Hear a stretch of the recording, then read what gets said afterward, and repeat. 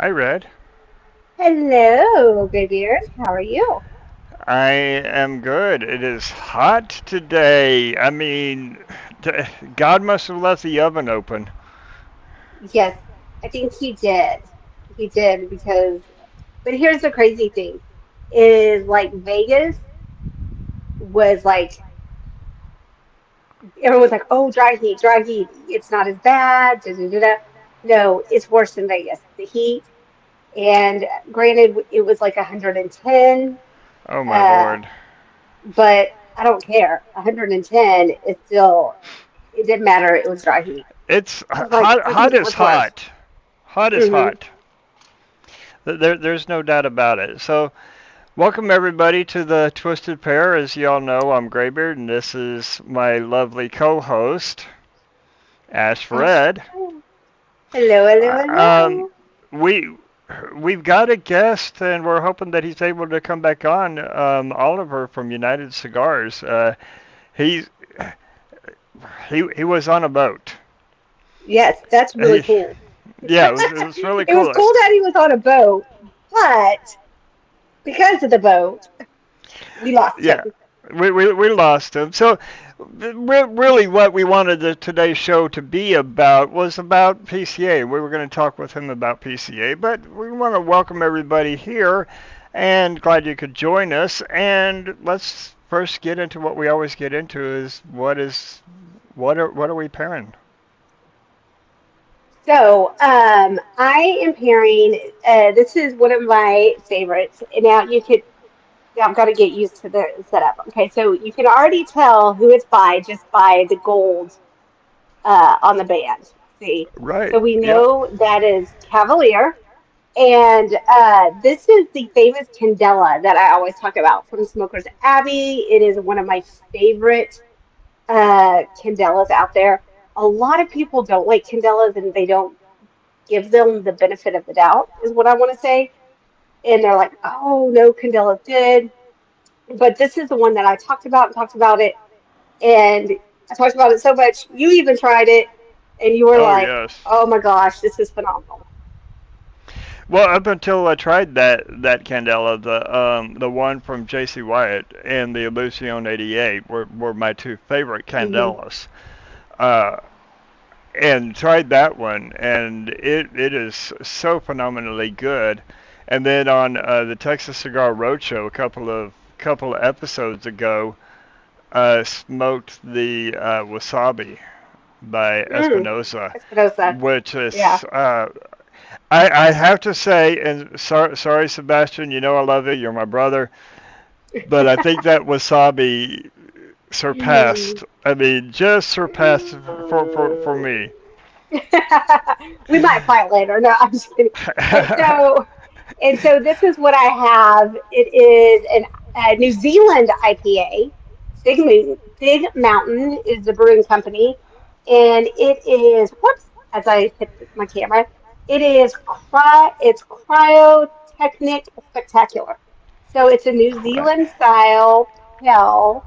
So I'm gonna see how it is. I've never had a New Zealand Well, style. I am smoking something that I have never smoked before, and if it wasn't for our guest, hopefully he's able to come back. If not, then we'll reschedule him. Hmm. But Oliver from United Cigars, this is the Yaya, and this is the 2022 PCA exclusive. Wow. So I mean, and this is a small. I mean, this is a short Vitola.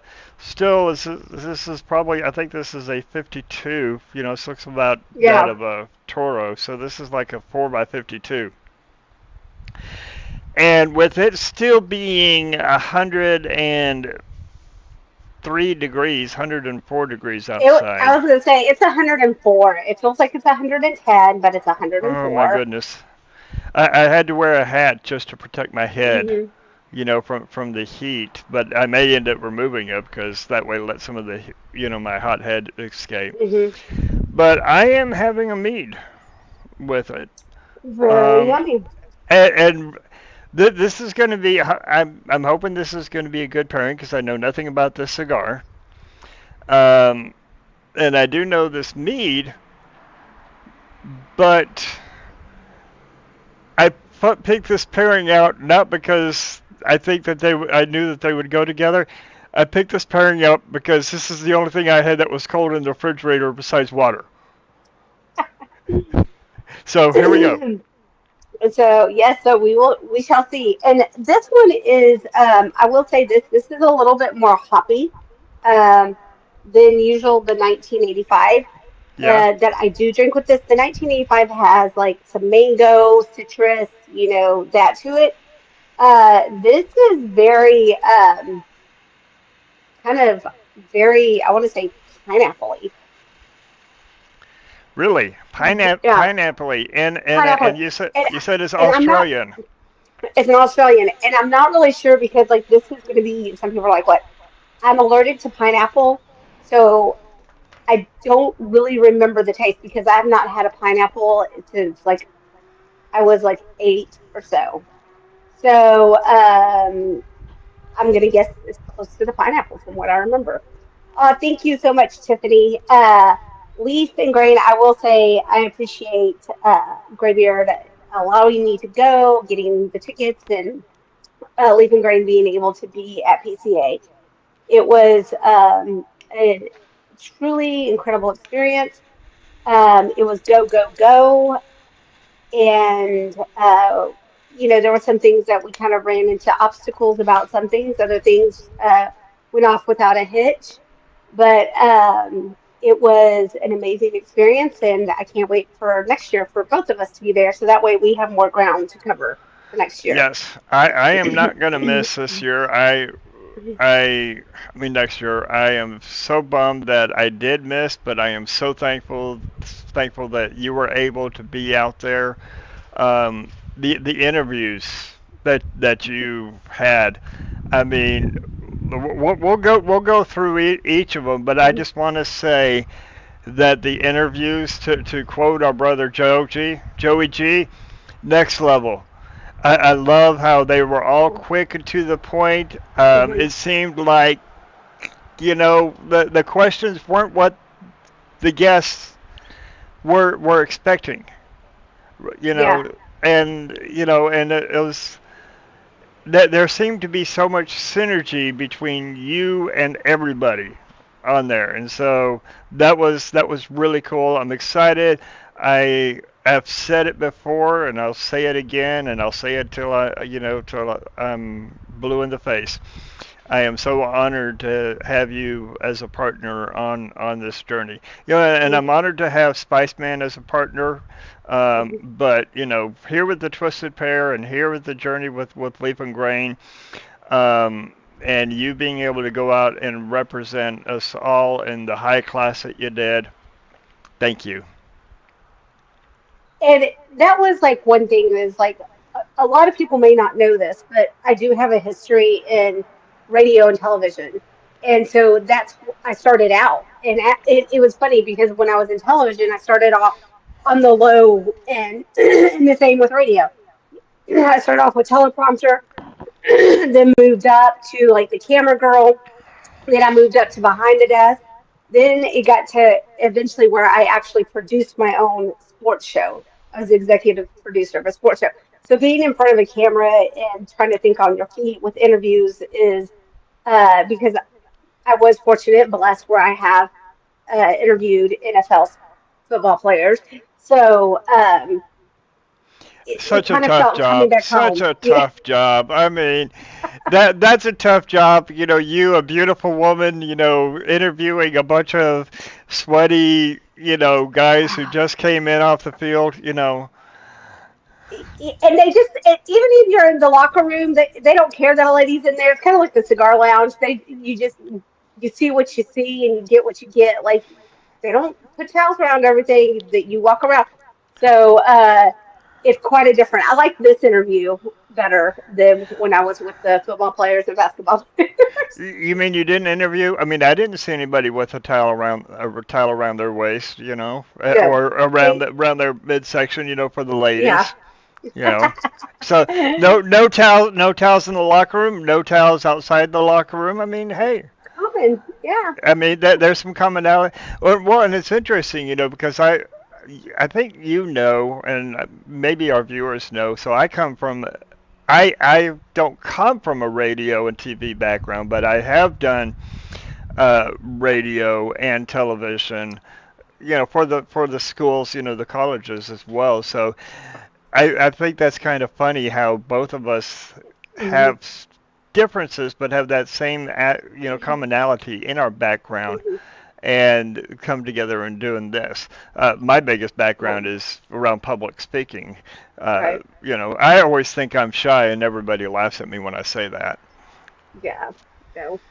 And So, and that was the other thing. Is like radio gets you prepared too. I did political radio, so I was oh not my scared to goodness. ask those hard hitting questions. So um, it just has come kind of full circle. So, but I was really thankful. And the really cool thing is a lot of the people that we interviewed is we have formed relationships with them, and I felt like it was important to kind of support who has supported us, and I wanted to make sure that they got first dibs. I hate to First say it dibs. that way. Yeah, with Leaf and Grain. But then there was also some new faces that you will see, and there's some that we have not posted yet. I have so it was really nice to kind of it felt like going back home, kind of like another NFG kind of a thing. So it was really cool. Well, I mean, I saw pictures. I mean, I saw videos of you, talking with Dean Parsons from Epic, and although we Hmm. haven't had Dean on the show, he's been a big supporter behind us when Hmm. we saw him a couple years back at Cigar and Spirits. He Hmm. supported, and this is when we were just getting started. Supported us there. Hmm. Of course, our good friend Greg Free, Fiorte Libre. Uh, damn, I said it right. Fiorte Libre. Somewhat. Close. Anyways, Hmm. Greg has been on the show. He's a big supporter of us, and in Hmm. fact, Joey G reviewed and rated one of his cigars, the Midnight Bender, at a 96, and that's posted on our website right now as we speak. Yes. Um, Warfighter, saw Warfighter Hmm. interviews. Wait for that truck to go No, by. so I can kind of go back. So Greg was the first one. He was the Okay. first one, and so his booth was like in the what they call the pavilion. So it was the boutiques, the smaller brands boutiques that were out there. And so he was there, and it was his first time at PTA. Hmm. And I didn't realize that. I thought he had been before, and he was like, "Nope, it was his first time." So A they did PCA some virgin. at PTA, yes. And so it was really neat with the pavilion. They provided like a little showcase desk bookshelf kind of thing for them, and they could display their cigars. They provided chairs with them, a little table. But the all the people who were in the boutique pavilion got together and decided to have the same deal going on, which I thought that was really cool that they banded together and said, Right. "Hey, let's have the same deal. Let's all do the same kind of a thing." And there was like a camaraderie that was said by them that they were encouraging each other, they were helping each other out. So that was really cool to see right there. That sound. I mean, I think that's a brilliant idea by them. So that way no one's undercutting each other. There's not a competition. It's like you said, it's that camaraderie, Hmm. support. That's really encouraging, and that's what I love about the boutique. And I know that that's to some extent in the bigger names, but that's one thing that the boutique industry that you really see prevalent. Yes. So that was really neat. So then, and I'm going to get these out of order, so I apologize. So it's just going to come, whatever comes to my head. So I also met with Sebastian with Cavalier, and it's you go over there, and when you're there for the media side, even though you Right. set appointments and you set up times, they're talking to retail shops. And when we're in the media, we set an appointment and they want to honor that appointment, but sometimes they have a retail store that's there. So a lot of times it was us getting ready, putting where we were going to be, and he was in the middle of a sale, and I'm like, hey, you get the sale, we'll set up, and you come over when you can.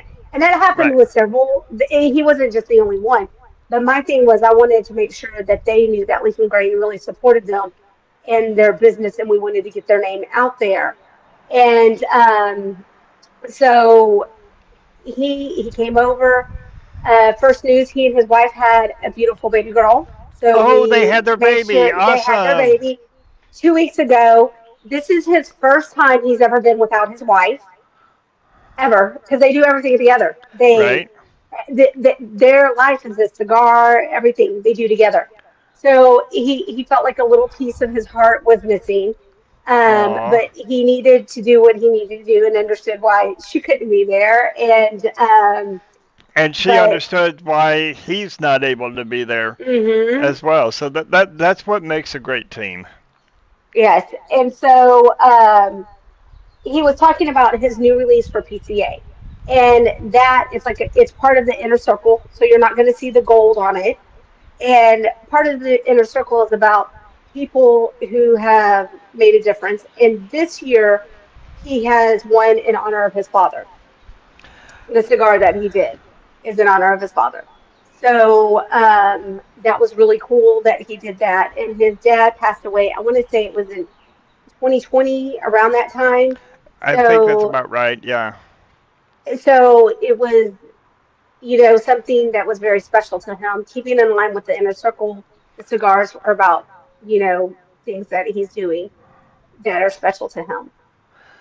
And and So, and you can go and read the press release for that out on our hmm website as well, because that was one of the cool things that I noticed since since PCA came up, and we're PCA members and registered hmm as media, which is how we got the passes. And hmm I mean, you, myself, everybody that was supposed to go there was just every day. I think 15 to 20 emails from the vendors, from yeah, asking us to come and set up time to hmm interview, media releases, press releases, and so forth. hmm It was cool. yeah. But from the work side, on my side, even though I wasn't at PC, I was still working You because are still busy. I'm still coordinating with you, as to who we're going to hit, what, hmm and what press releases to release when, and when, and the hmm timing of that. I I had no idea that it was going to be that amount of work on both sides Yeah. of it while you were there. And the hard thing was like Vegas has really crappy cell reception. I think it's probably because there's like a millions upon millions of people there. But like there was areas that I would have no bars at all. And the thing is you could not get the Wi-Fi unless you stayed at that hotel. They would not get What? even if you were media, even if you had a booth. If you did not stay at the Venetian, did not have access to Wi-Fi. Wow. And so I couldn't use Wi-Fi to upload things. So that's why things are slowly coming, Slowly trickling yeah, in. slowly trickling in. So then we went next to Luciano's booth. And of course, it was a whirlwind of events, uh, people coming out because he's got like with Atlanta, you know, and Yeah. he's doing some new things. He's got a mentor that's underneath him, and that's the cigar that I smoked with Ed. It's with White. It's called White Panda, and so he's got that going. He's got something from Istanbul, Turkish tobacco going. So there's a lot of new Ooh. things that are coming about with Luciano and very gracious. They even had a media section at their booth that was just put out and done just for media and interviews. They made sure that we had water. They made sure that we were comfortable, that, we had one of their cigars to smoke during the interview. And like all of them were like that. They were very gracious to make sure about like, okay, here's our cigar for to smoke during the interview. So, and if I had one left over, they were like, they didn't say, put out your cigar.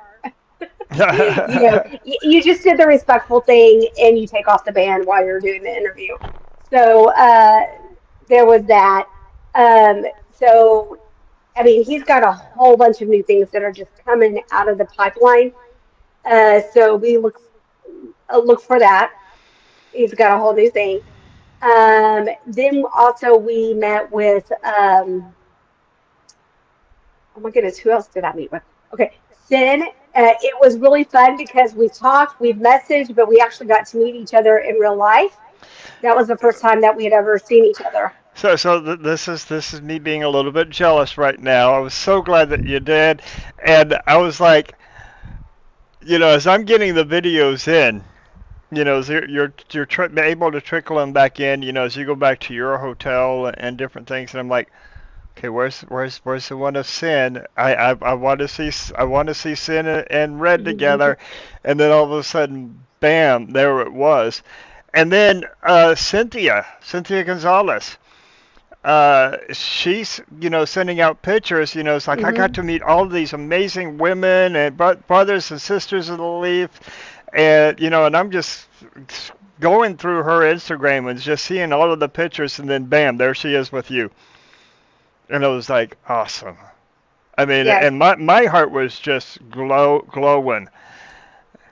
So on that one, it was interesting because I was there as media, but I did have several people come up to me and that they're like, "Are you Ashfred?"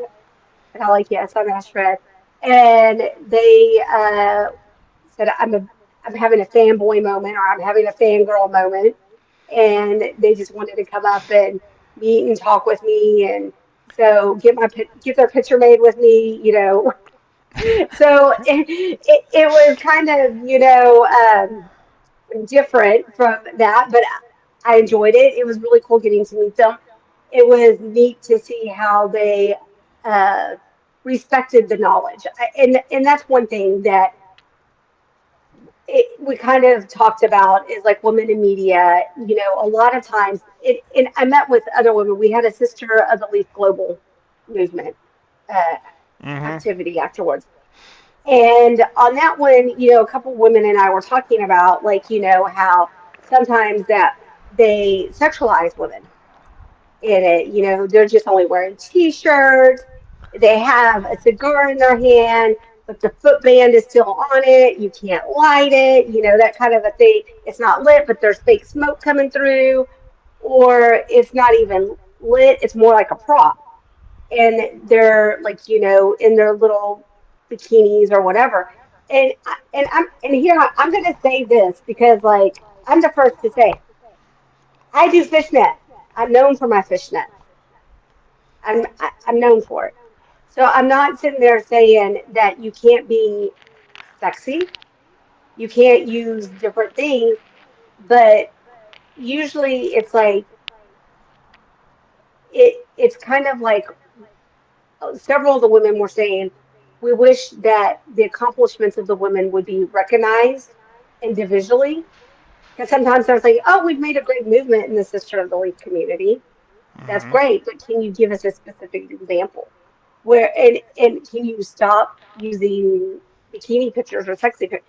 If the woman does it herself, it's a little bit different than if all the men are using it and it's just a model, if that makes sense. It makes 100% a sense, and there's I've been toying with this idea of an article, and I'm just throwing this out at you. So, I mean, you haven't heard this, but ever since we saw a particular picture, I've been toying with this idea of an article of it's time to step up. You know, Mhm. both the sisters and the brothers of the Leaf in the industry, it's time to step up and start recognizing the Mhm. experience, start recognizing the hard work Mhm.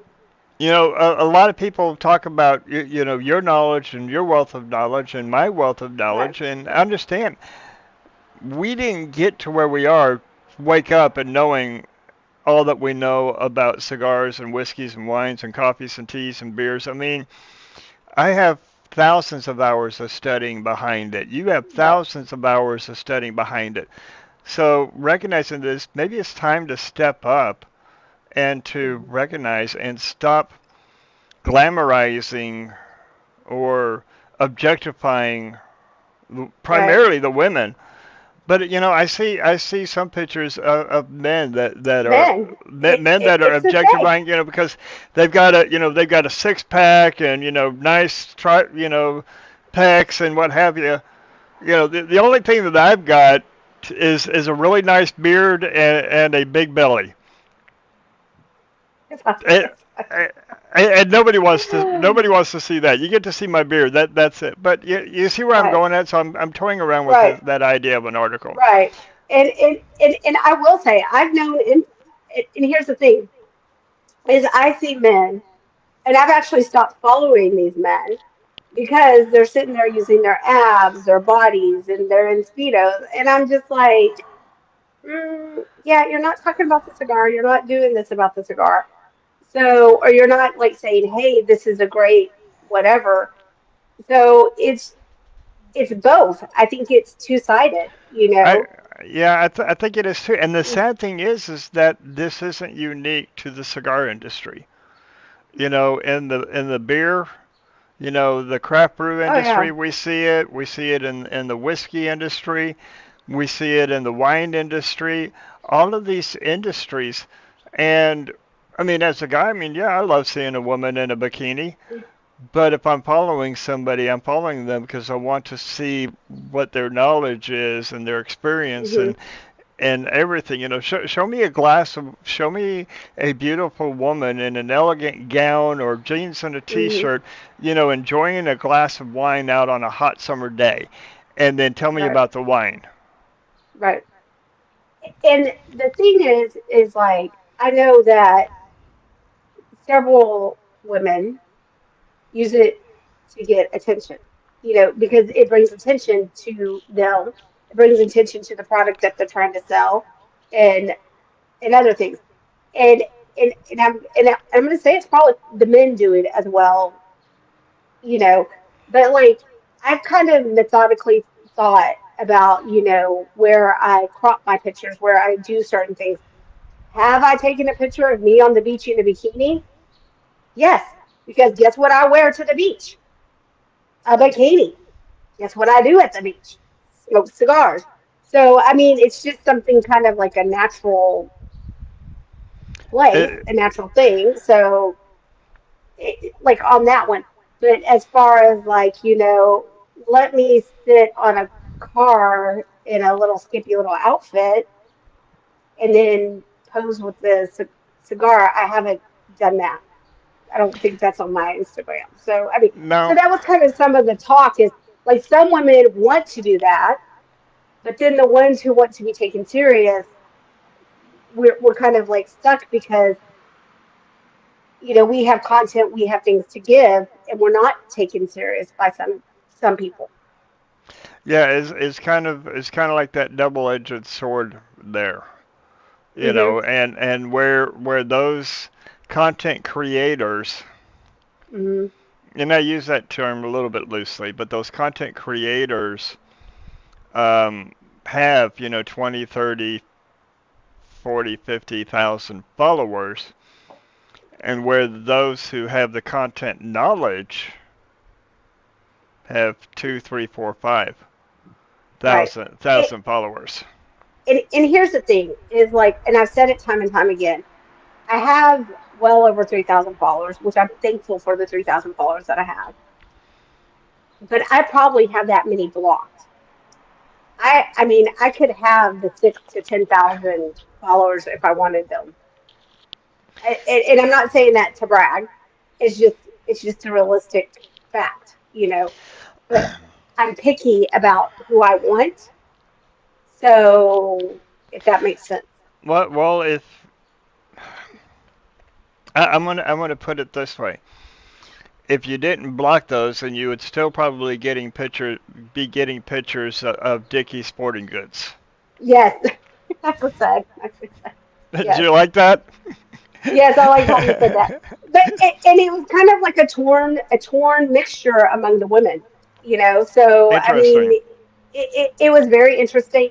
And the ones who had the content and the knowledge of cigars and knew about cigars were the ones who were like, we don't need to be sexualized. And the thing is they are beautiful, attractive, hot, sexy women that could easily make it that way, but they want to be respected for their knowledge. So there's Did that. did you? And I want to ask this question because I'm curious, and that's what I do. Mhm. And then I want to get back to some of the others because I mean you've Okay. interviewed some pretty great people. But did you see that those that were looking for the attention, did they kind of fit into a similar age bracket, or was it a broader spectrum of ages and with the women? I'm gonna say it's like when we hit like 33, 34, and I know this was for me. We tend to think that we're old because that's how um, people portray. Like when you're an old minster, if you're in your 30s, you're not married, that kind of a thing. Your body goes, you start drooping more, you start getting wrinkles and everything. So it's mainly women. I want to say it's like 33 and above is with the women, and it's mainly women who hit 40s. I know when I hit 40, You're not 40 I yet. was You're still 29. I was still 29, still 29. When I hit 40, it was kind of like, oh my gosh, I'm old. My kids were in high school. It was like different things like that. So my whole thing was like, I think it's like when we hit 40 and then we hit 45 and then we're getting older, we feel like, I'm going to say this. I don't feel like I've lost my sex appeal. I don't at all. In fact, the older I've gotten, the more confident I've gotten, if I can say that, the sexier I feel. But I know that a lot of women my age do not feel that way, and it's kind of like what you look at magazines. What do you see on the cover of Cigar Aficionado? What do you see on the cover of Cigar Snobs, on Cigar Spirits, and things like that? Because Uh huh. you see the younger models that are hot looking women. So that's just kind of right there. So that's what I'm gonna say. There is that little age bracket, I think. Okay. So so what you saw um, Coleman and met with Coleman from Sinistro. Hmm. Let's talk a little bit about him because Sinistro and Leaf and Grain and Leaf Mob and Underground go back a long ways.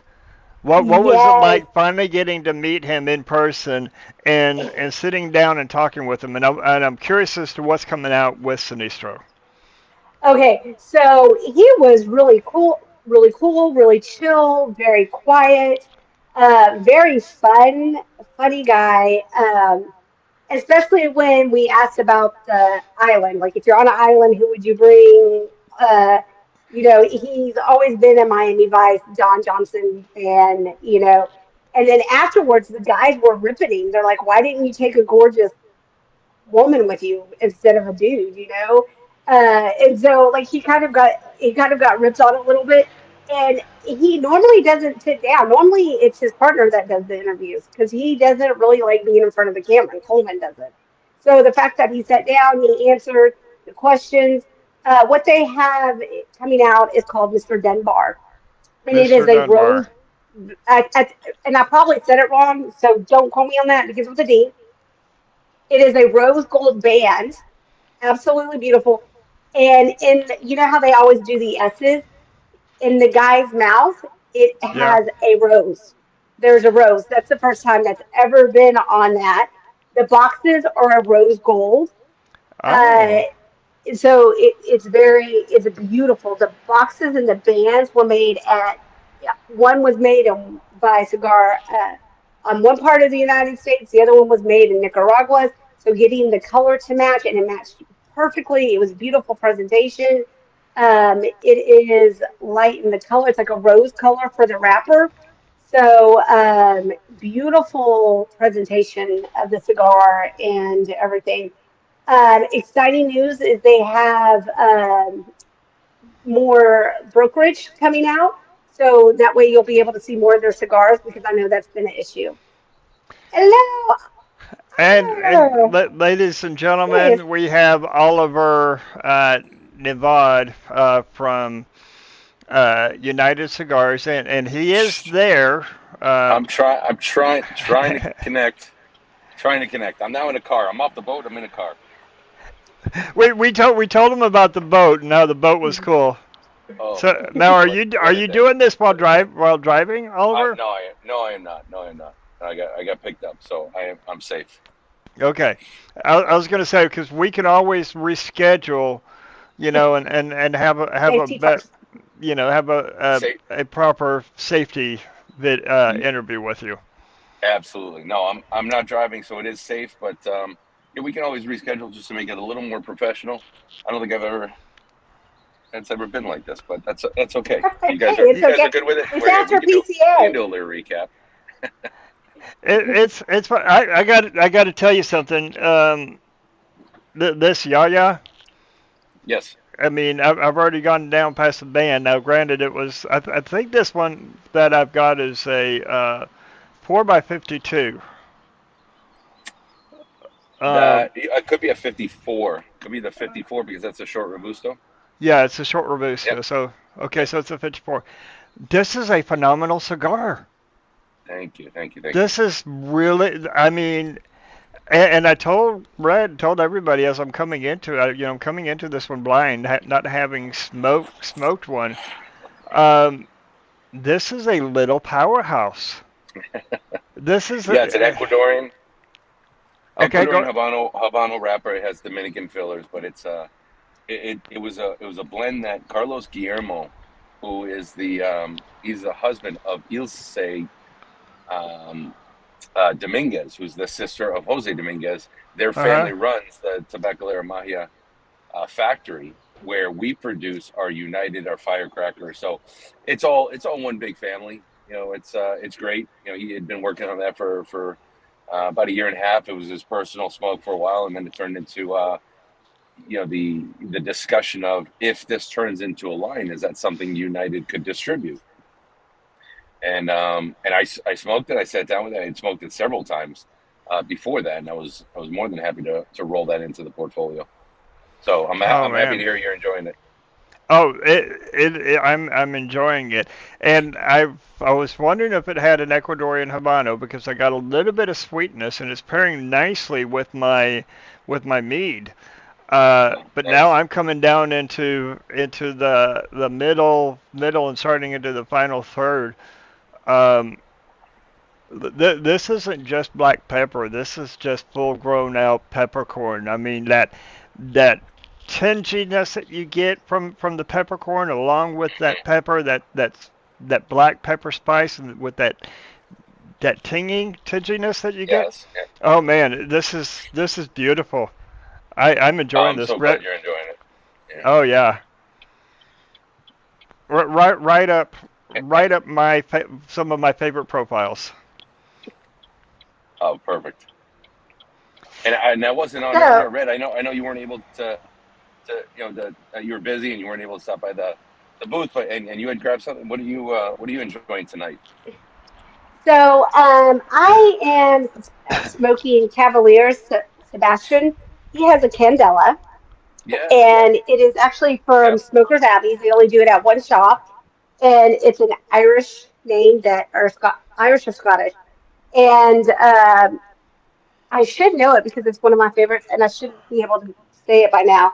But it's Seether is what it's called, and I paired it with the New Zealand Pale Ale.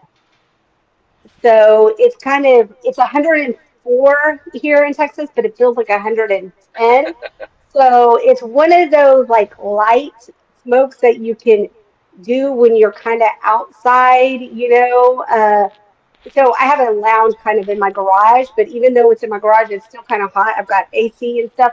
It's not as cool as what's inside what we had at the PCA trade. Correct. So Yeah. so I needed something light so I wouldn't get like that bloated feeling, you know. Right. Yeah. No, it can't. It's hard to smoke outside when it's that hot. I can smoke when it's a little bit colder, but with the heat, it just gets Yeah. a little too much.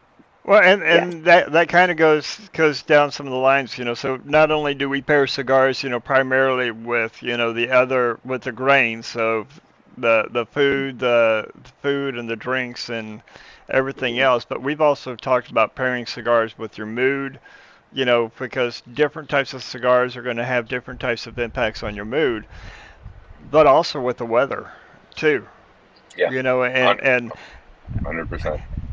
here's the thing. I'm going to quote my lovely Ash Red. Here's my thing. Um, we've talked a lot about the body of a cigar, and there's a misnomer that the industry is starting to try to get away from with describing a cigar of its flavor profile by the body, where the body has nothing to do with the flavor profile itself. Body has to do with the weight and the mouthfeel and the viscosity of the smoke. And Mm-hmm. in the heat, you want a smoke that doesn't feel as heavy because, like what was we just stated, it weighs you down. It can Mhm. weigh you down. It can make you feel bloated. It can really wear on your system.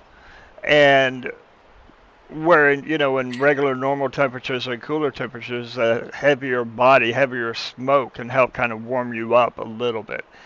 And this one Right. here, I would describe the body on this one as a medium to medium full with that viscosity. It's not overpowering on my palate. It's not too heavy, but it still has enough there to let me know that, hey, I'm here. Right. Right. Yeah. I always look at cigars and to simplify it along the lines that you were talking about, when you're talking about strength and body's more of a mouthfeel. So if you consider wine, and wine has the same strength Hmm. for the most part, Mhm. right around the 12%. So that's the strength. And when people talk about strength, it's the nicotine in the cigar, and how it makes the body feel. And then the body of the cigar goes towards more of the viscosity and the mouthfeel, the flavor profiles, the characteristics of different layers. So if you look at a Cabernet to a Merlot to a Pinot Noir, right? So you have different bodies, but it could be the same strength. Some might feel a little bit stronger because a Cabernet will feel a little bit stronger, but um, the ABV is still the same, right? Right, The right. alcohol content is still the same. So there's strength, there's body, and that's the easiest way I've been able to simplify the two. But Mhm. We've added a third, and that is the flavor intensity. How bold is the intensity of the flavors? And those flavors can be floral, can be earthy, can be woodsy, can be gamey, it can be fruity, it can be spicy, cooking spice, type spice, or peppery as absolutely. well. And you've got all of those different types of flavor profiles depending upon the blend and what's the intensity of that. And so then we describe a cigar based upon all three of those.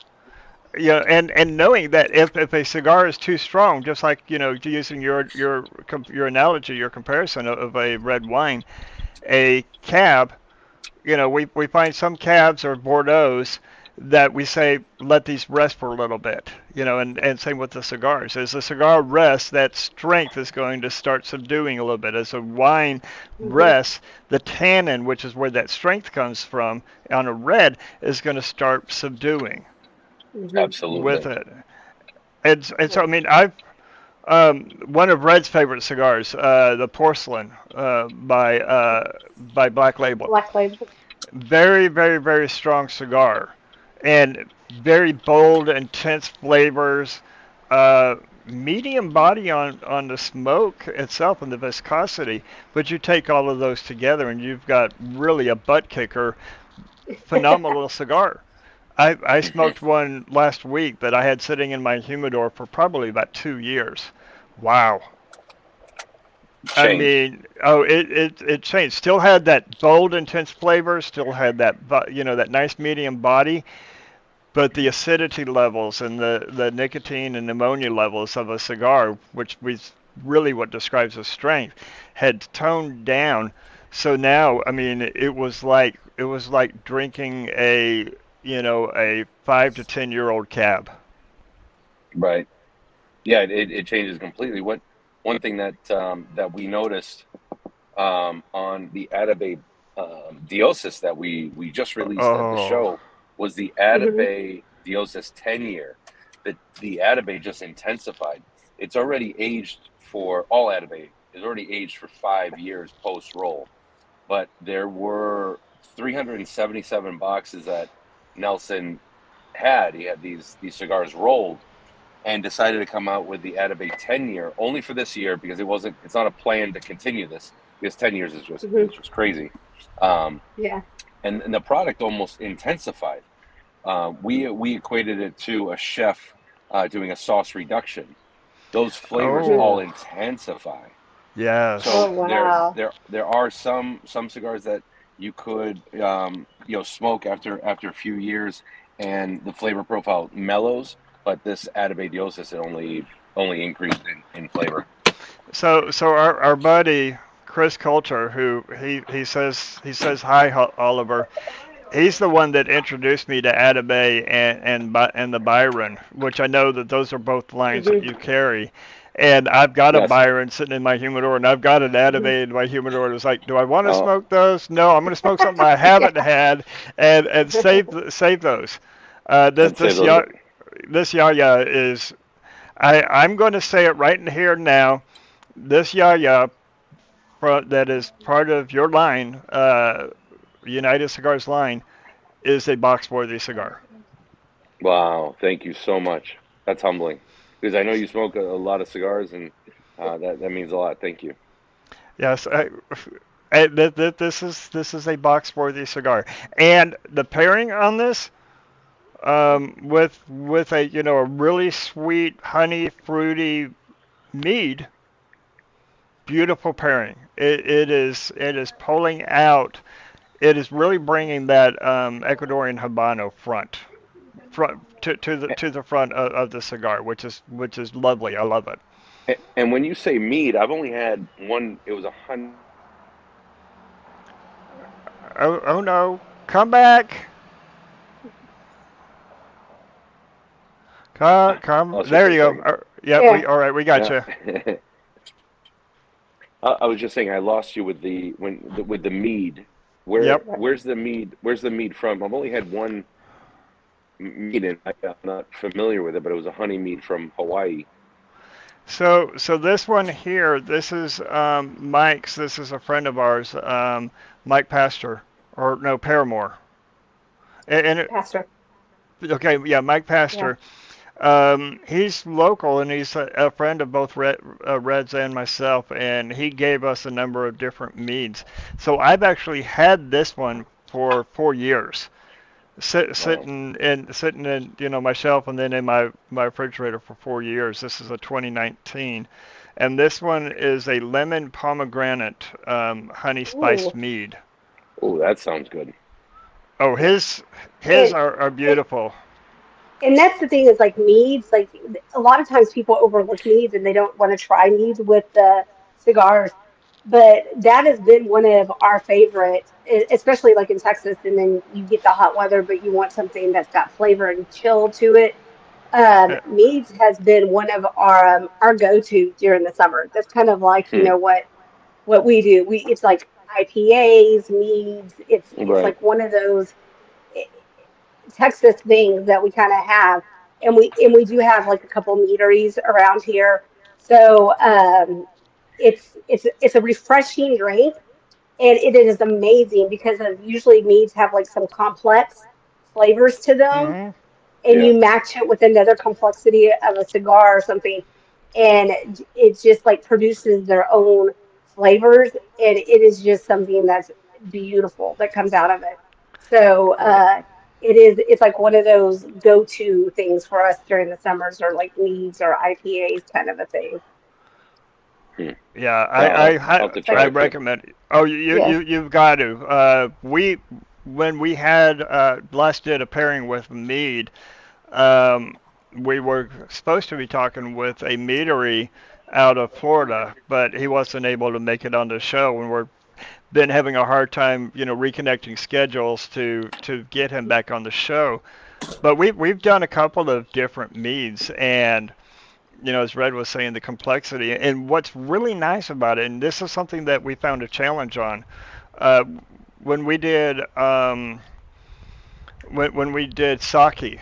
We had a difficult time with the sake because of the way that the sugars were in it, and we did other sugar-based type drinks. The mead Mhm. was beautiful, and I think it's just because that Natural natural honey. honey Yeah. that it's not a grain sugar, it's the honey, and I think there's something that's within that you get a little bit of earthiness in the mead, you get that Right. sweetness and a number of different flavors based upon how the meadery person, whatever, I can't say distiller, master blender, whoever it is, uh, Hmm. The well, mediator. the mediator, The yes. mediator. There you go. Coined right here tonight on Leaf and Grain Society, people. Um, All right. it's a pairing that you definitely have to explore. Yeah. Yeah. I'll have to try. I'll definitely have to pick up something or find So something and get some mead. so how was PCA for you? We've been talking with Red, and she's been talking about some of the people that she's got to meet. And so, me not having been able to be there, this question is going to be for both of you. And I want to ask Oliver this first.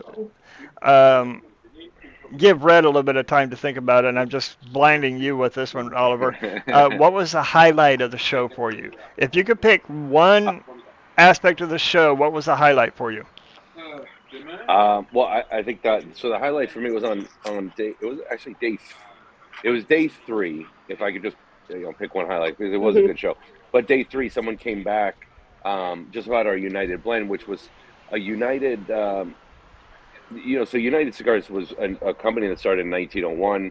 We picked it back up in the early 2000s. It dissolved in the 60s. We picked it back up as a company. We had a blend when I first started in 2016. It was a box pressed United. Then we were running short on Brazilian Modafina tobacco, just having a hard time sourcing it. And so to stay with the consistency, I said, well, let's reblend this, and started making trips down to the Dominican. Then during that period, we also had the cigar bar that was coming out, which was a box pressed collaboration with other manufacturers. So we did the box press with Aladino. We took their cigar that Ah. was in the round and made it a box Oh, press. Then we took oh, Rocky Patel. We took a few of his cigars that were round, and then he produced them in the box press. So I thought, why not do the opposite and take our cigar that was in the box press and let's put it into a round format. So in changing the blend, changing the cigar in the round, it took me about a year and a half, almost 2 years, and just because I'm not in the Dominican as often as I like to, but I do get down about 4 times a year. Um, so someone came back after day one, after trying that cigar, and said, "This cigar is really good. It was phenomenal. It really surprised me, and I wanted to come back." And we ended up placing an order together. But it was humbling, Hmm. to have somebody come back and taking the time to do that, because we Hmm. can we can say, "Oh, the cigar is good," and while you're smoking it, but to come back a day or two later and then establish the account, which is even a bigger reward, Hmm. oh um, yeah. was great. So yeah, So, and so you yeah, said that that, was my so highlight. you said United started like in 1901, and then was Hmm. up into the 1960s, and we kind of know what happened with cigars in the U.S. in the 60s. They kind of Yep. went on the downward. So, and then you said they made their comeback. When did they make their comeback again? In So what that years and did you that's say? when we started. Yeah, that was when we started the United company in 2009. Okay. Okay. Very cool. And So so y'all United Cigars started in 2009. Yeah, okay. So y'all have y'all's own line that y'all do. So do you mind kind of telling correct. us about what y'all have and what available? Absolutely. So we have the United Cigars that, as I mentioned, we have the Firecracker, which is a fantastic cigar right around the 4th of July, but it's also a 3.5 by 50 powerhouse of a cigar, well balanced, Ecuadorian Habano wrapper. We have two different Ligeros in there, so it's got some Ooh. strength. You know, when you have Ooh. about 45 minutes to have a cigar, and Mm-hmm. then we just launched the Black Bomb, which is the Maduro style of the Firecracker. So now there will be two firecrackers available year round. And then for Ooh. retailers, as a firecracker retailer, you'll have access to the limited releases that we come out with. You know, Oh, throughout the year, very Very. nice. we did the pledge Uh, firecracker this year with EP Carrillo. yep. So yeah, so I that smoked a launched. couple. I smoked a couple Yeah, of those, and big love it. fan of the firecracker cigar. It's one that I try to keep around as well. Oh, thank you. Um, so yeah, and that, you know, in the portfolio, then we do we have our La Giana, which is made in Honduras at the Camacho factory. So it's under the under the Davidoff eye. So and I just say that because that means there's great construction. Hmm. Yeah. Beautiful Honduran blend that comes in a natural and Maduro, and then we also have a sweet tip. Angelic line from in Oh, the cool. La Giana line, so it has a Maduro wrap halo at the top, and that's why we call it the Angelic, the little sweet tip. So if you're looking for a mild to medium bodied cigar and you just want a little bit of sweetness on it, that's the one you should go to. And then in the portfolio we also have cigars that we distribute for other people. I talked about it, I think it might have been pre-show right before I got Yeah, it's disconnected on the appreciate. Yeah. vote. So the Jose Dominguez, the Yaya as well, the High Tower, those are all made Yeah. at the Mahia Cubana factory, but we distribute those cigars for them. Okay. Right. Very So cool. And Jose Dominguez, yeah, and you distribute those exclusively, right? correct. Okay. Yes. Yeah, so that's in the United portfolio, and then we also have for our luxury lines, we have the Atabey Byron Bandolero, Mhm. that's under Selected Tobacco, but those are cigars that we distribute exclusively in the U.S. for Nelson Alfonso. Very cool. Because Yeah, like and it's neat when you go to your website. I mean, it's like when they go to their website because it you talked about the United, and then I'm gonna say like yes, you distribute them, but they're a part of your family. Is kind of like how I see it. correct. Is like Right. and you have the other ones that you distribute for your family to do that. So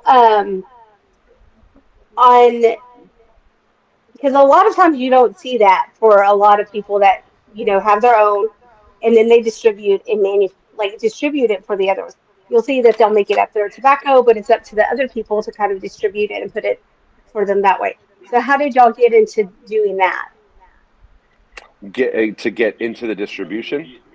Right. Um, well, I think it just happened when I started in 2016. Selected Tobacco was already in the portfolio.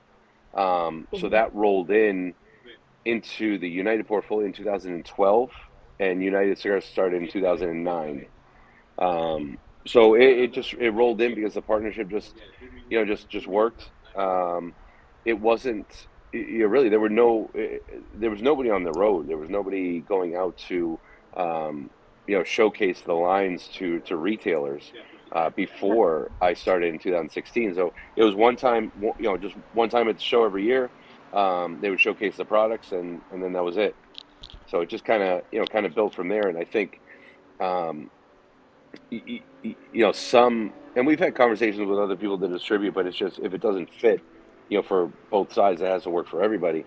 Yeah. Then we just had to pass. But for Jose Dominguez, obviously it made sense. They're a manufacturer, and then we did take on the distribution for Arnold Andre, and they're a 200-year-old German company. They wanted to break into the U.S. market, and they spoke with other distributors, and I think they from what they said, they just like the fit with us because they noticed that we didn't just concentrate on our brands, we concentrated on everyone else as well Hmm. to spread everything. So you're absolutely right. Where we look to bring everybody into the family, and we're all one, and we try to build off of each other. I think that's a great approach to take it because otherwise you find yourself really with, you know, split focused, to where you want to focus on your own brand, and then, it's unless you think of everybody as part of your family, all of the lines that you distribute and your own lines, you, I, to me, it would be difficult to balance that out and not place more importance on your own brand than the others. And one Hmm. of the things that I noticed from the website, you label it as our brands. I mean, just Hmm. it's right up in front. You say our brands. When I clicked on that, I was expecting to see United. So I was expecting to see the Hmm. Firecracker, the United, and only Yeah, those. But no, United got is a everything. label that's listed in there with equal prominence as Atabey and Yaya and Byron Abuelo, and Abuelo and acid, all of desperado. them. Yeah, Yes. yeah, And everything. it just keeps going. It just keeps It going, keeps going. Yeah, Yes. we have Terra So, Nova. So yeah, the Arnold Andre. We have Terra Nova and Montosa. Those two lines, those rolled in, and there's discussion. They're happy with the distribution. This has been 2 years with them now, and they're looking to expand on the portfolio with us. So it means a lot. It means a lot.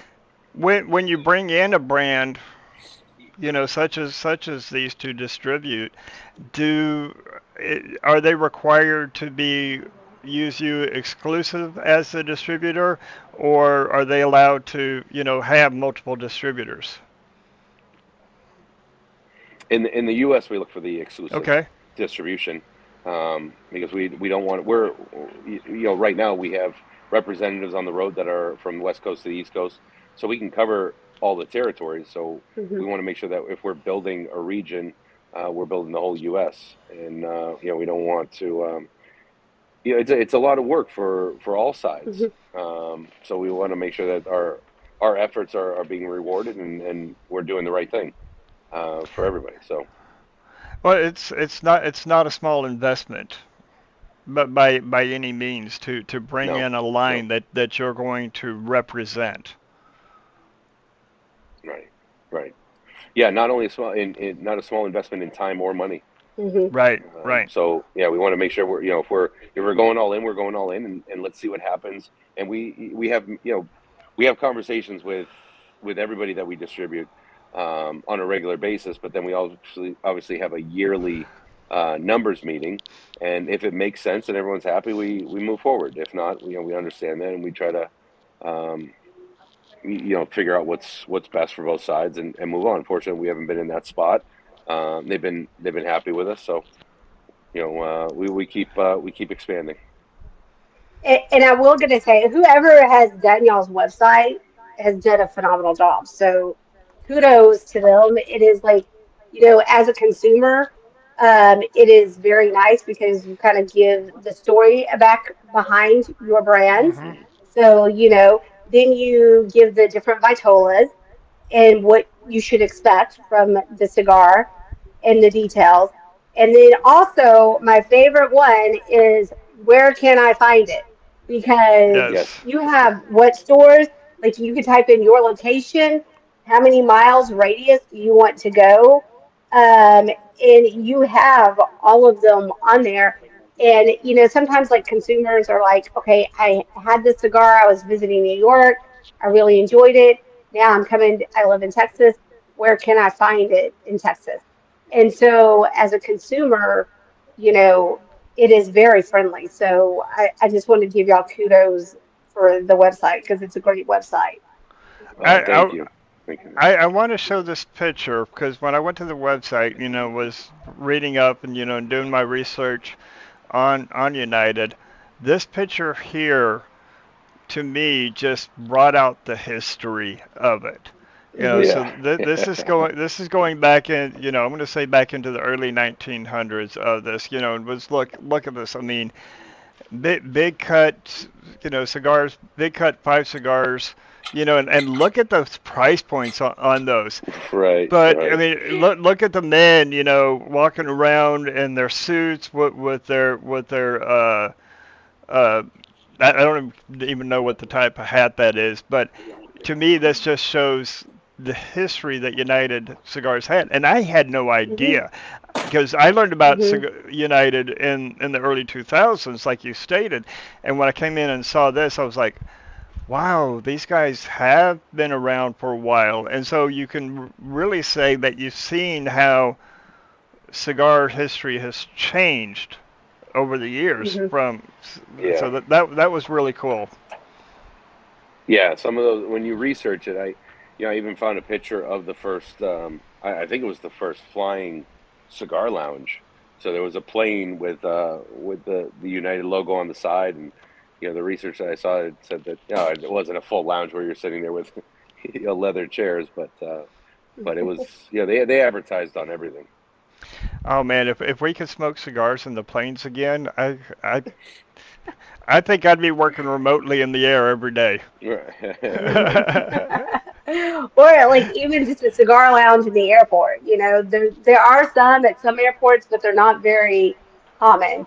So, and especially like with me, I don't know if you had it, but I had like a 2 hour flight delay, 2 to 3 hour flight delay.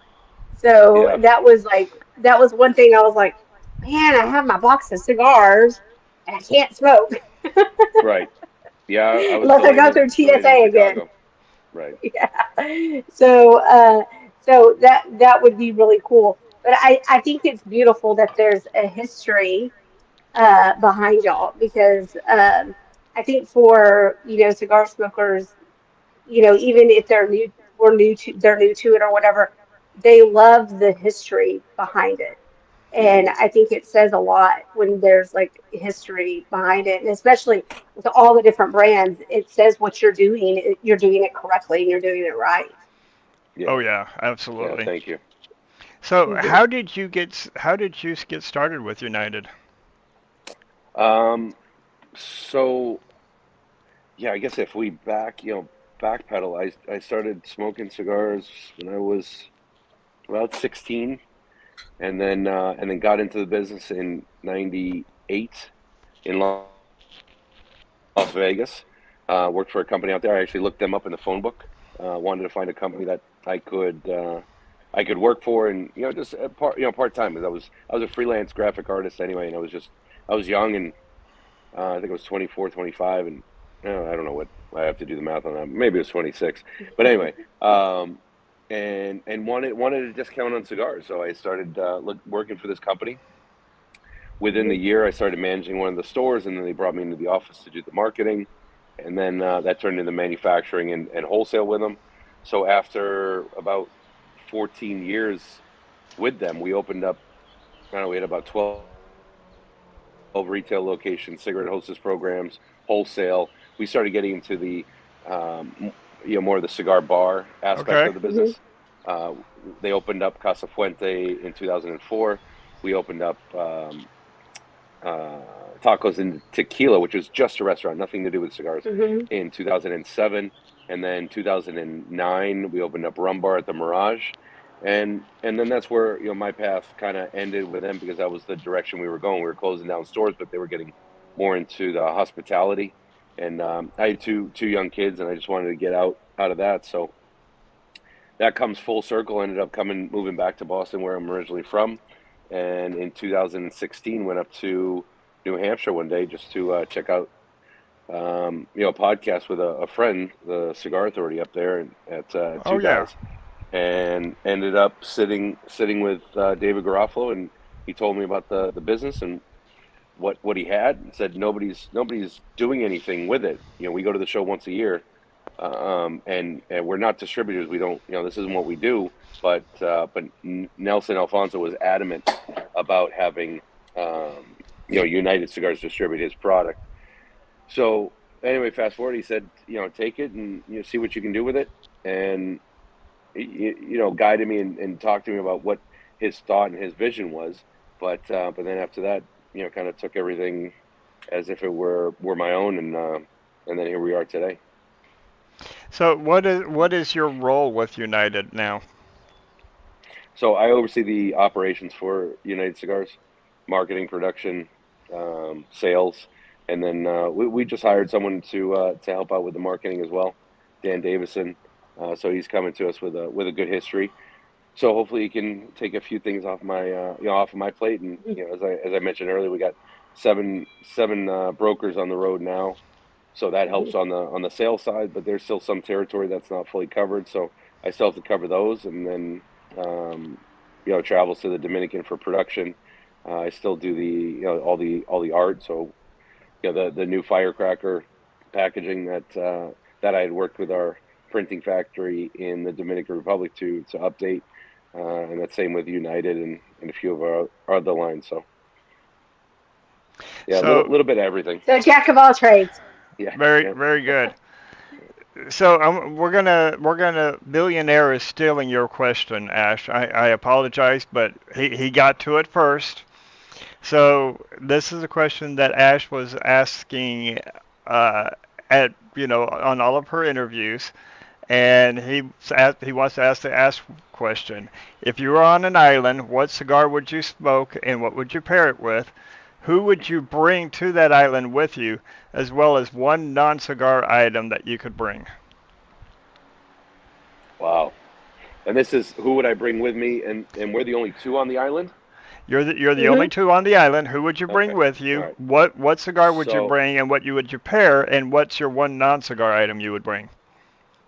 so I'd have to say I'd have to go, even though it's not like a cigar that I manufacture. I'd have to say it's gonna be the Atabey. Okay. Yeah. I would bring the Atabey Spiritus. I Hmm. love the Lancero. Oh, So oh, Hmm. yes. Yes, I Lancero. Yeah. yeah, I would. I mean, not to be lame, I'd have to probably pair it with what's on the island, coconut water. I'd have to Okay. I'd have to pair. If I could have unlimited resources of water. Otherwise, I would bring. If water's already on the island, I'd have to bring. I've been drinking a lot of tequila lately, and Good. and it's just been. I think it's been. It's been pairing well, and I've been drinking the El Hmm. Tesoro. So Hmm. Okay. I would bring tequila. That would be my drink. Salma Hayek would be the one I would bring to the island, and Okay. a non a non cigar related item. Um, I don't know. Does the Boy Scout in me say, I got to bring a fire starter or a machete? Well, we have our teeth to cut the cigar, and you got to have some way to light it. So yeah, I can Oh, see that's right. that. Yeah, yeah, You know, yes. I would need a fire starter. Hmm. Yes, he took my question. That's okay though. billionaires allowed. He's allowed to steal your question. So Red, Yes. what was the highlight of the show for you? I think for me is like, actually meeting people who I have been connected with. Like we've done interviews, I've done herfs with them, done podcasts with them, um, but actually getting to meet them in person, that was a really beautiful experience. Actually, to get to hug their necks and hang out with them, because like yes, this it's really nice to communicate through the little small window and through text messages and everything. But I think there's something special about whenever you actually get to meet someone in person. So I think I want to say like getting to meet, uh, some of the people that was spoken to, and the people coming up and say, "Hey, I follow you, and I appreciate you, and I love tuning into Twisted Pair, learning things from you." So that for me, that was it was the people actually getting to meet them and you know strike up a real in-person conversation. That's what did it for me. Okay, so now we're going to keep you on the spot, and billionaire, as he always does, he's got them firing in.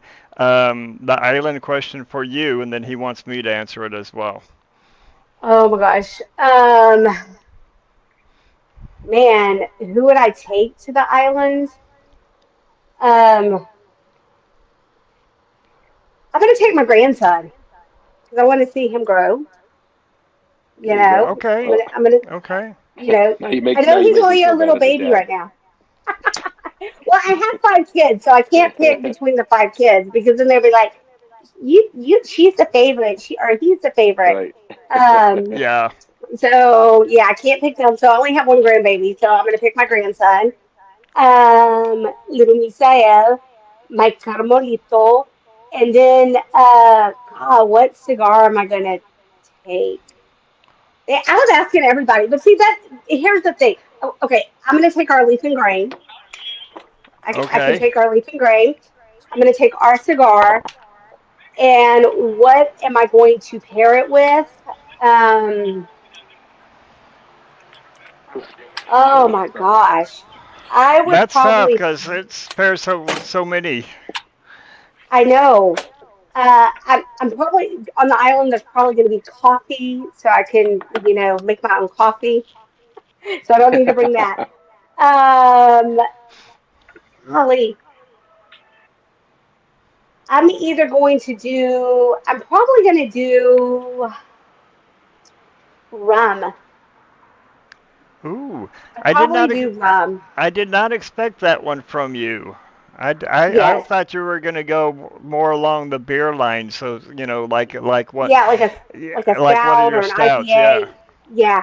No, I would actually take a rum because like that's good like neat and it's also good if you can get it chilled. Um, and rum is one of those. It's kind of like tequila. He took tequila, so I can't take his tequila.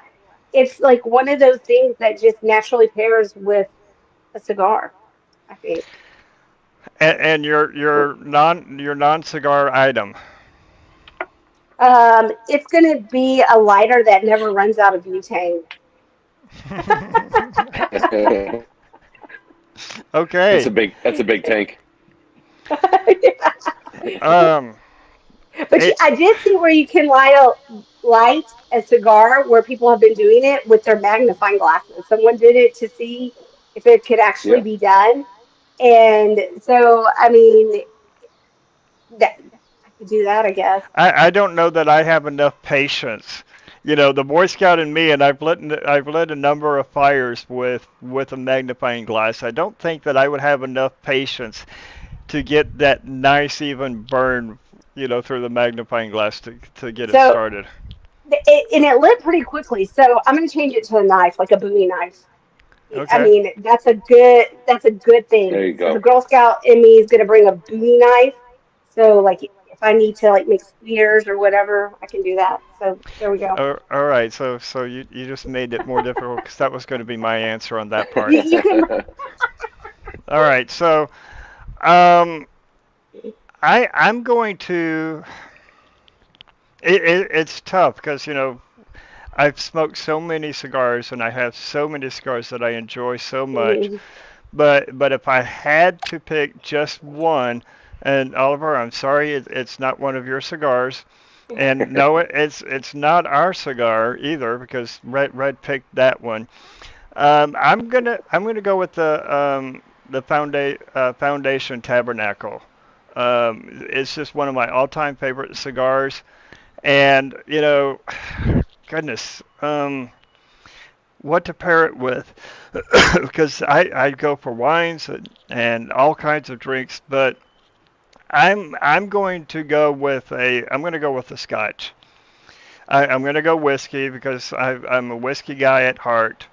So I'm going to go with a Scotch and probably an I no, not an Islay. I'm going to go with the Speyside Scotch. That way I've got a nice round of flavors that will pair good with that foundation. Um, who I'm going to take? Uh, I I'm gonna take the one person that, and I've used this person as if I could smoke a cigar with anybody in history. Um, and that would be You're Ernest doing the Hemingway. Chaz. Oh no, Ernest Hemingway. Okay, Chaz did. Yes, I thought you were going to do the. I thought you were going to do Chaz's answer where he said Jesus. No, no. See, okay. So I was on a different podcast a number of years ago from the Holy Smokes, and we were asked the question of if you could smoke your cigar with anybody, not Jesus, because this was a Christian, you know, podcast. And so my answer then was Hemingway. So my three people Yeah. would have been we were asked three people that you could smoke, and it was Hemingway, Mark Twain, and Churchill. Uh, but Hemingway, with me being a writer as well, and Hmm. tough call between Hemingway and Twain because both are just phenomenal writers, phenomenal authors Hmm. in history. But just to be able to sit down and talk with him and drink a whiskey, which he's a big time whiskey guy, big time cigar guy, and just try to penetrate that mind, that complex mind of his. And I'm going to stay in the knife, in the knife area, but I'm going to go with a pocket knife that's got Swiss a good Army. double edge. Yeah, not a Swiss Army, but Oh, okay. That a would have been a good pocket one knife. too. A Swiss Army would have been good too, but to me that would have been obvious. Um, or like a multi-tool. But no, I'm gonna go with a pocket knife. A sheathed pocket knife that's got a nice sharp edge and a serrated edge as well. So that way I can use it for cutting. I can use it for filleting. Um, yeah, I can use it, for carving, Mhm. spears and different stuff that I would need. So that's my answer on that one. There you So, go. Uh, That'll keep you safe. yeah. yes. And so, what are you looking forward to for the future for United Cigars? Um, that's a great question because there's the obvious. Everyone just wants to say growth, and I just Hmm. just the stability. We've had the good solid growth. So I think we have a very strong foundation, and Hmm. just that continued recognition in the industry, and just continue to grow. We released the Red Anchor um, last year at the PCA, one size for the 250th anniversary. This year we expanded the line, so the retailers that had taken a chance on that line, and some really, to be honest, taking a chance on us because there were some new accounts that just started, wanted to start with that. Came back to continue that. So that was a really nice blend that we put together with KBF, the Kellner family, Mhm. and Hendrick Jr. So just the continued support from everyone out there to know that we're a small boutique company and we're trying to grow, and we appreciate everyone out there. Okay, so Chris Culture's answer is the Byron 5 Enos, an Oban 14, and his Jeff Davidson custom nice six blade hunter knife, and he's taken his chicken so that way he has an endless supply of eggs, and his Oh, good chickens Yes. call. put out some phenomenal eggs. Every Hmm. time I say, That's a good call. oh, that was a good one. Um, and another question that we ask a lot because I love hearing the variety of answers on this is within the cigar culture itself, what would be one thing that you would like to see change within the cigar culture? Oh, change within the I've yeah, I apologize. I've moved. I've had different That's locations. Oh, good. I Oh, just good. can't. I just that's okay. I don't know. I don't know why I was sitting outside because I can't smoke and I'm getting eaten up by mosquitoes. Um, Oh no. so I would. So the one thing I would change, I guess some of the I guess the regulations. Oh, that's a good Okay. one. Yeah. Yeah. Right. The regulations are really affecting consumers, and Hmm.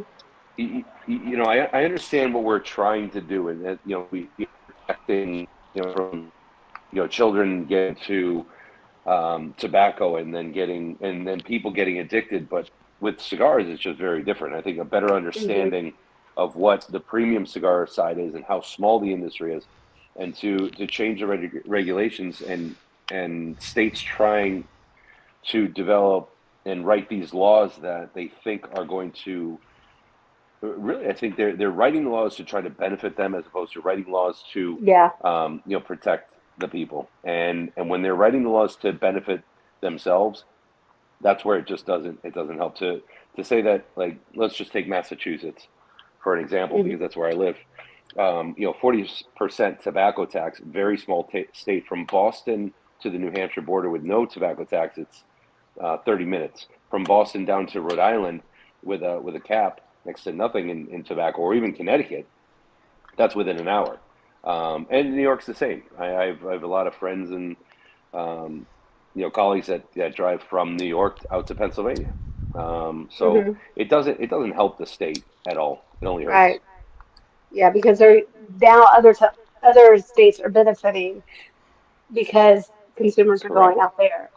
And Correct. and the thing is like, I asked my children, my children, you know, are grown adults, but like at the time they were younger, like 17, 18, 19, and 20. And this is when they were sitting there saying, you can't name like the cigar, like the Cookie Monster. You can't give it kid-friendly names where they would enjoy it. And I asked my kids, I sat down, I was like, would you want to smoke a cigar because of the name? And they were like, no, it's stupid. No. And they're like, and my son was very blunt with this. And he's like, Mom, when you're giving a teenager, he goes, with cigars, they're not going to sit there and pay the prices for the cigar, first of all, because they don't have the income for it. He goes, second of all, if we're getting Swiss or Sweets, those cigars, and he did the air quotes. He goes, we're doing it because we're putting weed in it. So he Right. goes, and that's the main reason. It's not for the tobacco; it's for them to come in and do something else with it. So, like, even my kids were like, the rules and the laws and everything that they're doing, it's ridiculous. He goes, because that's not they're where kids are going towards the cigars or the pipe area. He goes, No. he's like, it's more of the cigarette. And he goes, it's not even the cigarettes anymore. He goes, it's the vaping. He goes, Right. that's Mhm. what the younger generation is doing. And he's like, I don't understand why they're going after the cigars when it's nothing like the cigarettes or the vaping. And he was Right. like, they need to be going after the vapes. Yeah, and the So, only time an underage smoker would come into a cigar lounge is if it's a sting operation and a right, setup. They're not coming in for cigars. Plus, they don't even have the patience. And I think we can all agree to that, to smoke a cigar for an hour and a half. right. Oh, no, Right. no, no, no. And like, That and I work for like a retail shop. So like and I've had kids that are 21 and I'm like when I see their ID, but mostly it's because their dads or their dads have smoked cigars. So Right. they want it, it's their 21st birthday, they want to get a cigar, and it's usually they're buying the cigar so their dads can go and teach them how to do cigars, or their grandfather smoked cigars or something. So the ones that are coming into the shop, they have a history of it. So it's kind of like, but those are very far in between, like you were saying. And the other ones have kind of been like, okay, it's an underage person trying to do this Hmm. thing, like you were saying. So I think but that's like a really good point that you bring up too. well, my son-in-law who's 20 and he'll be 21 in December, and he smoked a few cigars with me here on my porch on my balcony, in a very safe, controlled area as well. And he he wanted to smoke a cigar with me for that connection. To Right. be able to make that connection with his father-in-law, and I think in the situation that you described, Red, where we've got young 21, 22, 23-year olds, young men and women who Hmm. are coming in and wanting to smoke a cigar, is because they want to be able to relate and connect with, generally, I'm just assuming this from my only experience with somebody like their father, their grandfather, their mother Hmm. who smokes cigars. to have that commonality and to be able to establish that type of a connection. Right. Yeah. And I think that's it because, like, my daughter, she and I smoke cigars together. My sons, we smoke cigars. My middle son, well, my youngest, but I have two sons that are 24, 23. He now likes to pipe. So I smoke a pipe, he smokes a pipe, but he didn't get into it until because it was something I did. So I think it's kind of like those younger ones are doing it. It's because they know it's those moments. Because you're right. Most of the kids that are 20, 21, 22, 23, they're not going to sit through it because that's the generation that wants speed. They're always on their iPads, they're always on their iPhones, they want the quick thing. They don't have attention. And even though like my kids are 24 and 23, sometimes like they get to the middle of the second, third, and they're like, "Okay, mom, That's I'm it. done. Right. That's it." So I think that's kind of it would be nice if cigars were placed differently and not lumped into cigarettes in the vaping community. Right. E- 100%. Even when you look at, and I love that you said, the all of the regulations. Even when we look at the reports that the FDA has put out and the CDC has put out, where they're talking about the dangers of smoking cigars, and you look at the data groups that the groups that they've generated their data from, 85% of those that are in that group are dual smokers. So they're vaping and smoking a cigar, or they're smoking a cigarello Mm, and a right. cigar, or cigarettes and cigars. And so they're take it's that skewed data because there is. I mean, we've talked with Dr. Gabby Caffey, who's you know the president and founder of the Boutique Cigar Association. He was a medical doctor for a big part of his life, and he even stated that he's done studies to where there is no health risk for smoking cigars.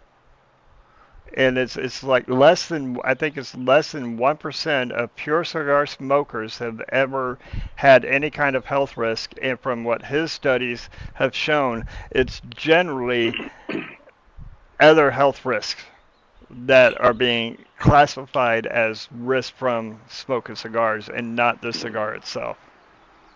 Yeah, Harvard Medical actually did a full study that it actually they said it doesn't affect and it could potentially increase your life because it Hmm. takes away your stress, and stress is the number one killer.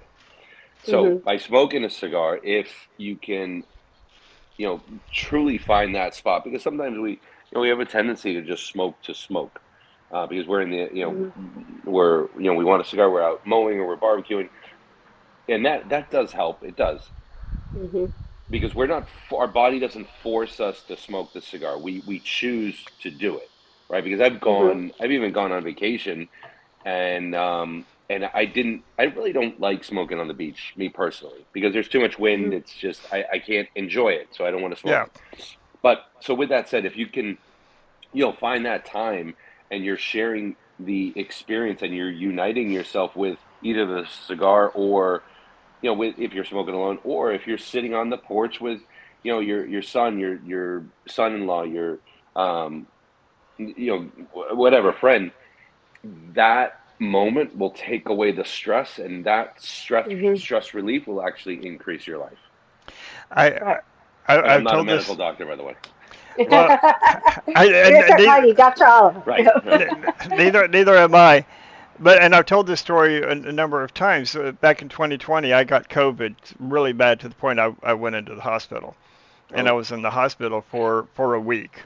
Um, and it was scary. And every single doctor, I saw 7 different doctors and a respiratory therapist, and they always ask, do you smoke? And I said yes, I smoke cigars. How hmm, many do you smoke? 7 to 10. Is that a year? No, that's a day. Smoking 7 to 10 cigars a day. right, And every single one of them said okay, just okay. the internal medicine, the infectious disease doctor, who's the one that put me on the steroids and really saved my life because that's what got me better. He said, okay, respiratory therapist said, okay, and finally I was just because I wanted to know, being a cigar smoker, and I knew, but I wanted to hear it from, as they say, the horse's mouth. Right. Respiratory, when she said okay, I was like, why do you guys keep saying okay when you hear that I smoke cigars and you're not telling me, oh, you need to stop smoking this or that? And she said, because we know that it doesn't affect your health the way Right. cigarettes do. Right. So by chance, 2 years Oh, later, whoops, lost you. by by chance, 2 years later, I came across the infectious disease doctor again, and he's working with me on another problem that I had, and he recognized me, and he goes, "You had COVID back in 2020. Do you remember me?" And I said, "Oh yeah, I do." And he goes, "You still smoke cigars?" I said, "Absolutely." And he goes, "I'm smoking cigars now too." Just based upon because of our conversation, I'm like, Love it. welcome to the family, brother. All Welcome to the right. Mhm. family. Welcome to happiness. Yes. Yes.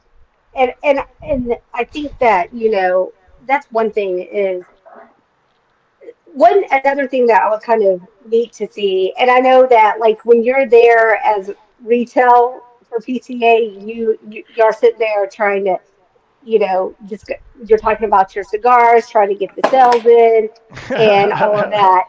Um, Technical but That's difficulties. not working. but the beautiful thing is like I really enjoyed from like I'm going to say a consumer, not even from the media standpoint, from a consumer, was the camaraderie between different cigar brands.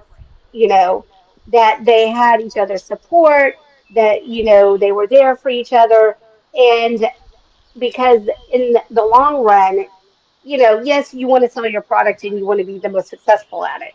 But in the long run, you also know what y'all's product does for others.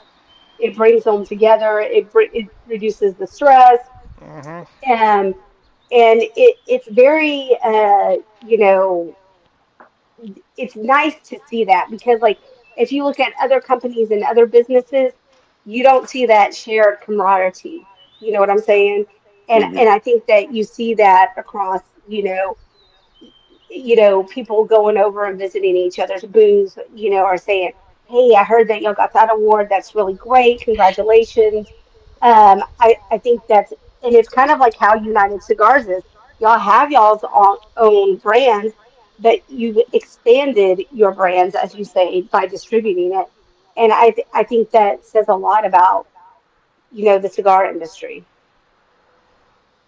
Yeah, I mean, I think as a whole, we're a small industry. The cigars, when you Hmm. break it down, it's really meant to be smoked with other people, sharing in that community. Hmm. So that just extends into the manufacturing side. And we've talked about it tonight. Hmm. Look at the three cigars that we're bringing to the island. It's three different cigars, but it shouldn't offend anybody. I mean, Hmm. that's normal. So Right. it brings it together. It's very diverse. It's very different, but it's. Hmm. Look, even in family, there's some battles. Um, there are people Right. that don't like each other in the family, but at the end, it's Right. one big barbecue. Just stay on the other side of the room, and but we'll have the same burger. But I like I that. will say this: it wasn't obvious as someone on the outside at PCA. So if that was there, it was very, they stayed on Yeah, their side, yeah. No, so to everyone's speak. trying to Yeah. swim in the same pool. Right. Right? So, and I think that at this time, with everything coming on, thankfully, California didn't pass one of the ones that they had, one of the laws that they were trying to, it was kind of like shelved about, getting people not to be able to smoke until, certain generations, you know. Um, so I think that with us coming together because we know the laws, we know that's coming up. And as soon as you check into PCA, they give you that brochure that tells you, okay, here's all the rules, here's the laws that are they're trying to get passed, but here's our victories. and I think it's very it's on the forefront of everybody's mind. Hmm. So, and especially it just kind of seems now that a lot of politicians are, it seems like they're targeting more of the cigars industry versus the cigarettes or the vaping. So it just seems here within the last year, they've just been more after cigars than anything else. Yeah. Yeah, I mean, very, very true. But then we do have a couple wins, with the PCA and Hmm. some retailers that have Hmm. been working. Like Montana just reduced, Nevada just reduced. They went from 30% to a 50-cent cap, which is Oh, Hmm. massive. yes. Yeah. So there have been a couple wins, but no, you're absolutely right. I mean, the focus, to put that much focus on premium cigar industry when we go to like a TPE show, um, Hmm. and a quarter, not an eighth, I'd say an eighth of the show is premium cigars. The rest of the show floor is the vape, the CBD, the Delta Eights, Yeah. the hookah, all the flavored stuff. And all those companies have massive booths. They have Lamborghinis decked out. They have I mean so much so many hired models and everything to Hmm. just showcase. So and even branded, all the branded clothing. That's just not our industry. So Right. they need to redirect their focus. But yeah, PCA has done a great job, and a lot of the retailers Hmm. out there have done a great job to combat a lot of the new laws. Yeah. What would so for both of you, since you both have just come home from PCA, for somebody who doesn't know much about cigars, doesn't know what PCA is, but is curious, what would your elevator speech be that that would what would your elevator speech be for explaining what the PCA event is to them? To someone that's new or someone listening. So the Yeah. PCA, it started, as and it switched over, I think, last year from IPCPR to PCA. But PCA is really a board of you have a board of members, and then you have a on that board you have a lot of retailers. But the PCA, even the show, a lot of the funding goes back to battling all these bills that are being passed or at least put on the floor to be discussed. So PCA is there for support to retailers and manufacturers to make sure that they can do everything they can to stop some of these bills going through. Red, you? Okay. And for me, because like I'm on a little different side of it, I mean, and yes, they do hand you that, but like on the media side, we do want to talk about it, and we have talked about it on our show, is like the different Hmm. things. But it's the Premier Cigar Association, and for me, I look at it as a chance for companies and manufacturers to brag about what they have released this year and what they have already that's in their line that makes them stand out from other ones. Like why, if I'm a retailer, because I do work on that retail side, some of them was like, "Hey, I know you carry this and this in your shop, but this has been selling like crazy over here and here and here." And it might be a cigar that we overlooked that we didn't think would do well, but then they show me, "Hey, these cigar places have been selling it, and it's been our quickest seller." So it kind of comes out for twofold for me for like the media aspect and the retail aspect. So, Billionaire came out with another great question. This is for both of you again, since you both went to PCA. Did you learn anything new about the industry and where it's headed, and would you go back to PCA? So, let's start off with our guest, Oliver. I'll leave the question up. So I can, yeah, and I'm on my phones and my eyes are terrible, so I can't really see it, but I'll remember it, I think. So would I go back? Yeah, so we're a manufacturer, right? We have a booth. We're definitely You have going a back. large booth. We have yeah. So yeah, we've been fortunate with the growth. We thank the consumers and the retailers out there. For United, we had a 20 by 30, so 20 feet by 30 feet spot, and then Selected Tobacco has a 40 by 50. So we have a good presence at the show, and Hmm. that's only made possible by by everyone out there. So thank you for that. So we will be going back. We already committed to 2024 in March, I believe, March. in Yeah. Las Vegas. Hmm. Yeah. Um, and then the direction that the industry is heading in, it's funny, after we were coming out of COVID, it seemed like the prices were going down, the consumption was going up because people were working from home. Hmm. So it's still it's still a healthy industry in that respect. But I would say the direction is going into, even though we're in the premium side, more premium. The consumer is so much more educated and has been over the last few years. Hmm. Just keeps growing and growing in knowledge, and they're thirsting for more and more knowledge. That you really can't put out a subpar product because they'll Hmm. call you on it. So I think the direction is going into more of the premium side. We launched the Red Anchor, as I said last year, but that's a line with the line extension this year that ranges from $20 for our 5x50 gunner, which is a Robusto, or our gunner is 6.5x43.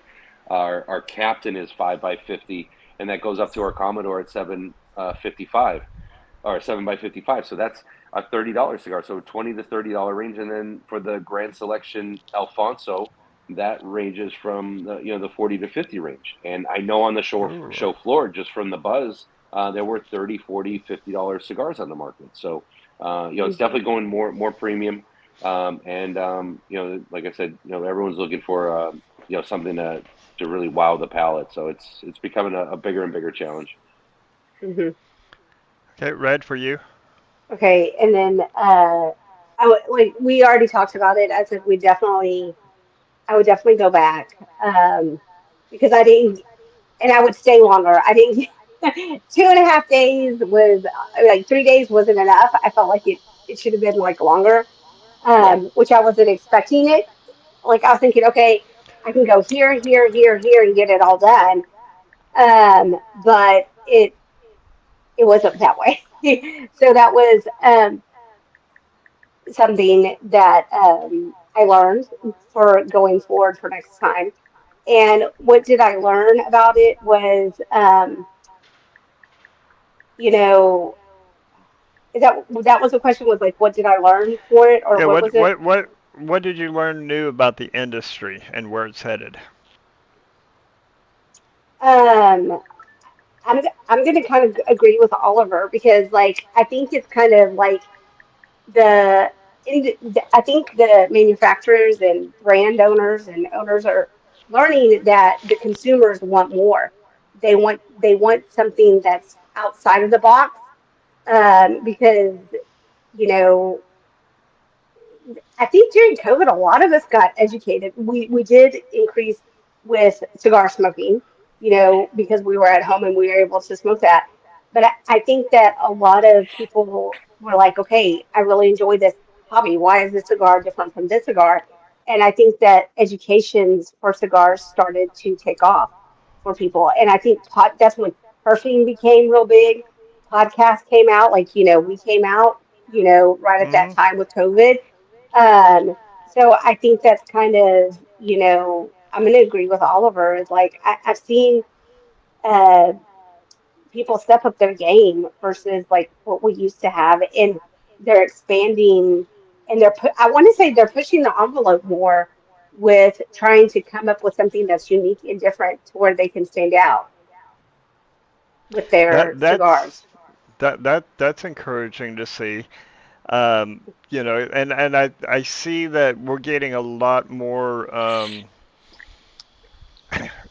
Along that line, we see that people are really exploring the different types of blends. Where we're Hmm. seeing, like, Oliver had mentioned earlier. You mentioned earlier about utilizing a Modafina, and there's not a lot of cigars out there that I know of, and I've smoked a massive amount of cigars, different cigars Hmm. over my years, that you know how to use or have really explored just all of int- the nuances of the Modafina wrapper, and that seed. So seeing a lot of people doing that. We've seen a lot of growth with the San Andres over the past couple of Mhm. years. People using the Mexican. I smoked for the first time from Casa 1910 on our show last week a cigar that was had a Mexican Sumatra wrapper, which I've never seen before. And Mm. so Mhm. seeing a lot of people, from the blenders and the master blenders that are really, like you said, Red, trying to push the envelope. Mhm. Um, what is in kind of in closing, Oliver? What is the one thing that you would like our viewers, the audience, and the industry to know about United Cigars that we haven't discussed and really isn't maybe isn't talked about too much? What is something that you'd like people to know about United? Well, Unite. I mean, we're such a we're such a small company. It's myself, and then that's I don't want to say that's it. I mean, we added people, but when you look at the company, because people were coming by the booth and talking about the Atabey and Byron side, and that's all Nelson. He does all that, but we're a small company where we're just trying to do the right thing. We have some interesting projects. I think that we try to you again unite the industry. Our firecracker line, when we do those collaborations, it's a great way to deviate away from the norm, to see what some of these cigars that are on the market would be in this small format of a firecracker, the 3.5 by 50, is keeps it interesting. So we try to do things to support the retailers, which then in turn makes the consumer coming in find something in the store that's different, unique than the just the I don't even want to say regular production, because that's one thing I think the industry could slow down on, is the new. If I have the food and they're like, "Oh, what's new?" I always just kind of go back. Well, do you carry all the lines, or have you tried all the lines in the store? Because it's hard to continuously come up with something new. Mhm. If you listen to a Hmm. lot of the manufacturers this year, I noticed a lot of them were saying, "Oh, this is a repackage. This is a cigar blend we did from this year. We're reintroducing it because I think we've created this animal of, we need to find what's new, what's hot, what's different, and enjoy the beauty of consistency. And Yes. the only way to enjoy consistency is to continuously smoking that cigar, or trying that company's blend in that in whatever line Mhm. it is. But consistency is the hardest thing to do. Coming up with a new blend is I don't want to say it's easy. It's not, but you can blend something and it can be good or bad, and somebody might like it, or you could repackage something and it looks new. But to keep a cigar that somebody loves and keeping it the same, that's the true magic. All right. That's what we call our comfort sticks, you know. Yeah, Yes. yeah. Yes. Yes. Yeah. All right. Final question, because I'm going to have to peel my shirt off of me. Um, it's still 101 here, and it's 9 o'clock in the evening. Oh yeah. Billionaire's a new customer to your brand. What would be a good intro cigar that he should buy first? And he follows that up with he likes a medium-bodied cigar. I'd go straight to the United with the Habano wrapper. So that new blend that I had worked on, found some Dominican broadleaf that I thought was fantastic. Tobacco from Quisqueya, and just that blend I'm very very happy with, and it's a nice cigar for a medium bodied smoker, but not overpowering.